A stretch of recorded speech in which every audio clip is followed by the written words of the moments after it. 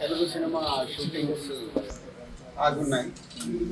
So అలాంటి federation వారికి cinema industry నుంచి నిర్మాతలకి ఉన్న సమస్యని ఛాంబర్ ద్వారా ప్రయత్నాలు చేస్తూ సో తెలంగాణ గవర్నమెంట్ రాష్ట్ర ముఖ్యమంత్రి వర్యులు రేవంత్ రెడ్డి గారు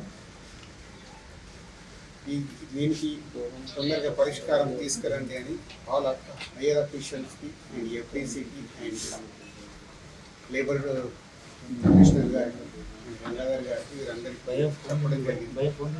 సో దానికి ఈరోజు అటు ఫెడరేషన్ వారు ఇటు ఛాంబర్ నుంచి ఇటు ఎఫ్డీసీ ద్వారా ఈరోజు దానికి కన్క్లూజ్ చేయడం జరిగింది. సో దానికి సంబంధించినవన్నీ గంగాధర్ గారు ఎక్స్ప్లెయిన్ చేస్తారు. అటు ముఖ్యమంత్రి వర్యులు రేవంత్ రెడ్డి గారికి ఫిలిం ఇండస్ట్రీ తరఫున ధన్యవాదాలు తెలుపుతూ, అలాగే ఫెడరేషన్ వారికి కూడా ఇప్పుడు సినిమా ఇండస్ట్రీ ఉన్న పరిస్థితిని అర్థం చేసుకొని ఫెడరేషన్ నాయకులు కూడా ప్రొడ్యూసర్స్ అడిగిన చాలా విషయాల్ని వాళ్ళు అర్థం చేసుకొని ముందుకు రావడం, అలాగే ప్రొడ్యూసర్స్ కూడా అంతకుముందు ఉన్నదానిలాగా కాకుండా ఇప్పుడు వారి పరిస్థితిని ఫెడరేషన్ వారికి చెప్పి వాళ్ళు కూడా అర్థం చేసుకునేలాగా ఈరోజు మీటింగ్ చేసిన దాంట్లో గంగాధర్ గారు ముఖ్యం. Thank you sir. ఫెడరేషన్ తరఫున ఫిలిం ఇండస్ట్రీ తరఫున మీకు ధన్యవాదాలు చెప్తున్నాను. సో సినిమా ఇండస్ట్రీలో ఎప్పుడు హెల్దీగా హైదరాబాద్లో ఇండియన్ ఫిలిం ఇండస్ట్రీ మొత్తం హైదరాబాద్లో షూటింగ్స్ చేసుకునేలాగా ఉండాలనేది సీఎం రేవంత్ రెడ్డి గారి ఫ్యూచర్కు సంబంధించిన విజన్ అది. సో దానికి సంబంధించి ఫెడరేషన్ వారు కూడా సీఎం గారి వ్యూని అర్థం చేసుకొని ఆల్ లాంగ్వేజెస్ ఫిలిమ్స్ హైదరాబాద్లో షూటింగ్ జరిగేలాగా ఫ్యూచర్లో కూడా మీ సహాయం కావాలి. సో ఇండియన్ ఫిలిమ్స్ అన్నీ ఇక్కడ షూటింగ్ జరిగేలాగా ఇటు తెలుగు సినిమాతో పాటు చేసేలాగా మన అందరి బాధ్యత. సో హైదరాబాద్ని ఫిలిం హబ్ లాగా తయారు చేయాలి. నమస్కారం. మీ అందరికీ తెలుసు, ఆగస్ట్ 4th నుంచి సినిమా వర్కర్స్ అందరూ స్ట్రైక్లో ఉండడం. మెయిన్లీ ఇది వేజ్ హైక్ కోసం డిస్ప్యూట్ రైట్ చేయడం జరిగింది. మెయిన్లీ వర్కర్స్ ఫెడరేషన్ నుంచి 30% హైక్ 3 years పీరియడ్ టర్మ్కి 30% వేజ్ హైక్ ఇంక్రీజ్ చేయడం జరిగింది. ముందు బయలేటర్గా ఫెడరేషన్కి చేంబర్కి మధ్యలో చాలా నెగోసియేషన్ జరిగింది. అక్కడ రిజాల్వ్ కాలేదు కాబట్టి డిపార్ట్మెంట్కి రావడం జరిగింది. సో ఇక్కడ కూడా 3-4 మీటింగ్స్ అయిన తర్వాత కూడా over period of time different demands రావడం జరిగింది.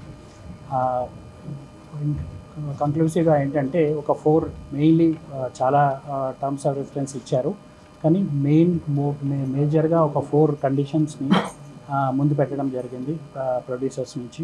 మెయిన్లీ వర్క్ కాల్ షీట్ ఒకటి, 9 to 9 కాల్ షీట్ ఒకటి, యూనియన్ మెంబర్స్ కాకపోయినా ఎవరినైనా హైర్ చేసుకునేది అనేది ఒక పాయింట్.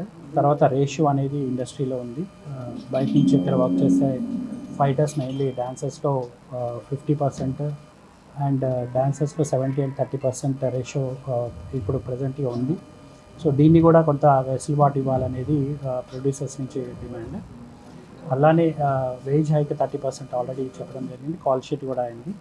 దెన్ ఇలాంటి ఒక 4-5 సర్వీస్ కండిషన్స్ మీద మాట్లాడడం జరిగింది. ఆఫ్టర్ ప్రొలాంగ్ డిస్కషన్స్ ఒక అగ్రిమెంట్ వరకు వచ్చింది, ఒక సెటిల్మెంట్ అయింది ఈరోజు. మెయిన్లీ వేజ్ హైక్ 22.5%, 3 yearsకి 22.5% వేజ్ హైక్కి బోత్ పార్టీస్ అగ్రీ అవ్వటం జరిగింది. ఫస్ట్ ఇయర్ 12.5% ఇస్తున్నారు, సెకండ్ ఇయర్ 2.5%, థర్డ్ ఇయర్ 5% అంతే కదండి,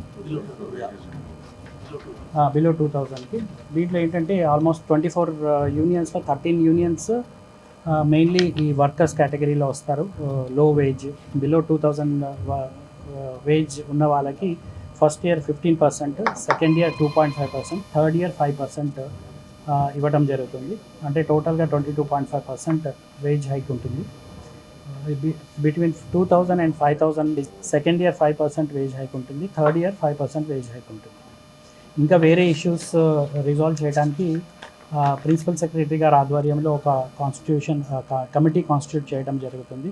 దాంట్లో మళ్ళీ ఫెడరేషన్ నుంచి ఫిలిం చేంబర్ నుంచి డిపార్ట్మెంట్ నుంచి కూడా కొంతమంది సభ్యుల్ని కాన్స్టిట్యూట్ చేసి వేరే వేరే ఇంకా కొన్ని ఇంకా ఇష్యూస్ చిన్నవి ఉన్నాయి.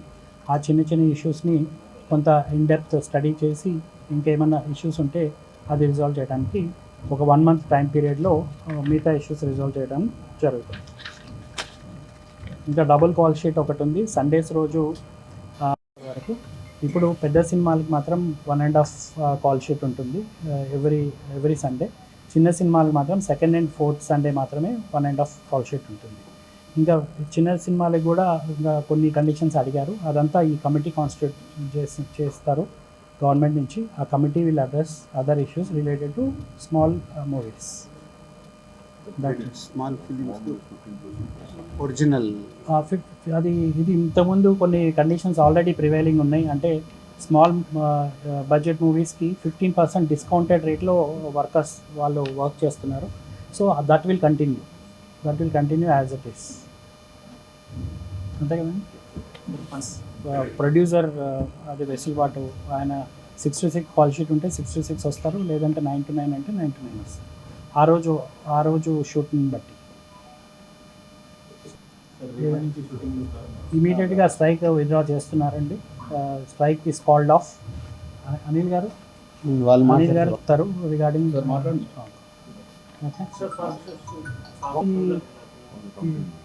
మనం కమిటీ గవర్నమెంట్ నుంచి ఒక కమిటీ ఫామ్ చేస్తుంది.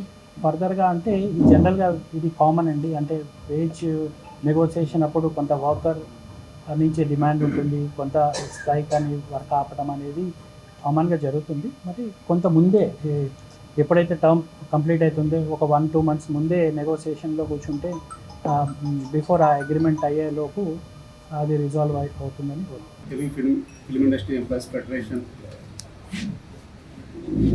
24 కార్మిక సంఘాల తరఫున మేము వేతనాల విషయంలో గత 19 రోజుల నుంచి నిరసన తెలియజేస్తున్న విషయం అందరికీ కూడా తెలుసు. ఆ విషయంలో చాలా చొరవ తీసుకొని ఈరోజు ఎలాగైనా సరే అటు నిర్మాతలకి ఇటు కార్మికులకి న్యాయం జరిగే విధంగా ఈ సమస్యను పరిష్కరించాలి అని సూచించిన శ్రీ గౌరవ ముఖ్యమంత్రి వర్యులు శ్రీ రేవంత్ రెడ్డి గారికి, అలాగే సినిమాటోగ్రఫీ మంత్రి వర్యులు సోమిరెడ్డి వెంకరెడ్డి గారికి, వేం నరేందర్ రెడ్డి గారికి, మా ఎఫ్టీసీ చైర్మన్ దిల్రాజు గారికి, అలాగే కార్మిక శాఖ ప్రిన్సిపల్ సెక్రటరీ దానకిషోర్ గారికి, లేబర్ కమిషనర్ గంగాధర్ గారికి, ప్రతి ఒక్కరికి మేము ధన్యవాదాలు తెలియజేసుకుంటున్నాం. అలాగే ఈ విషయంలో మాకు ఫెడరేషన్కి ఛాంబర్కి మధ్యలో ప్రతి 3 yearsకి ఈ వేజెస్ విషయంలో మాకు చాలా అసందిగ్ధత ఏర్పడుతూ ఉంటుంది. కానీ ఈసారి లేబర్ కమిషనర్ గారి ఆధ్వర్యంలో, ఎందుకంటే ఇప్పుడున్న వారు కూడా ఉన్న సినిమా పరిస్థితిని, సినిమా ఎలా ఉంది అనేది వారు కూడా వివరించారు. అలాగే మన తెలంగాణ రాష్ట్ర ప్రభుత్వం మన తెలంగాణ రాష్ట్రాన్ని సినిమా హబ్గా చేస్తున్న తరుణంలో ఇలా 19 రోజులు కార్మికులు నిరసన తెలియజేయటం మనకు ఇబ్బందికర వాతావరణంగా ఉంటుంది. కాబట్టి అందరూ కూడా త్వరగా ఈరోజు సమస్యలు పరిష్కరించమని చెప్పారు. కాబట్టి మేము ఏదైతే 30% వేతనం కావాలని చెప్పేసి గత 19 రోజుల నుంచి అడుగుతూ ఉన్నాం.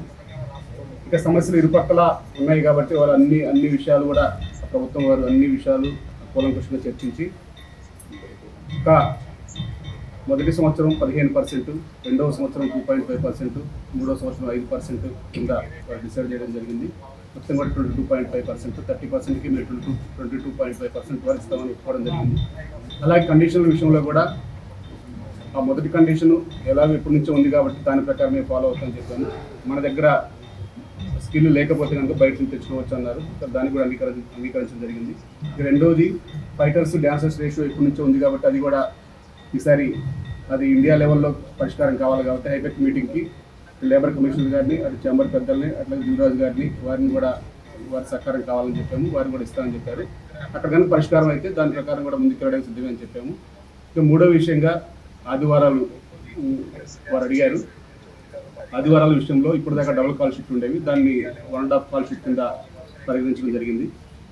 అలాగే నాలుగవది 9 గంటల నుంచి 9 గంటలకి ఉంది కాబట్టి కాల్ షీట్ వాళ్ళు అడిగారు. ఫస్ట్ నుంచి కూడా ఆ కాల్ షీట్ మీద ఉన్నారు. మేము మొత్తం కూడా వారికి కూడా వివరించడం జరిగింది.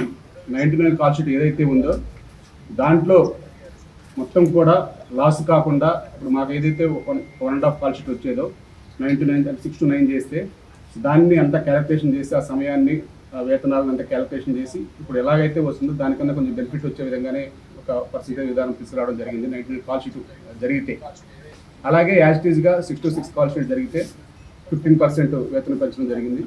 అలాగే ఒక 4 యూనియన్లని వాళ్ళు సపరేట్గా కమిటీకి ఫార్వర్డ్ చేశారు. వాళ్ళ కష్టం ఏంటి, వారి నష్టం ఏంటి కూడా తెలుసుకొని ప్రొడక్షన్ అసిస్టెంట్స్ యూనియన్, మహిళా workers, studio workers, light men union, ఆ 4 యూనియన్లకి ఏంటనేది కమిటీకి ఫార్వర్డ్ చేశారు. వారికి కొంచెం మేము ఎక్కువ కావాలని అడిగాము.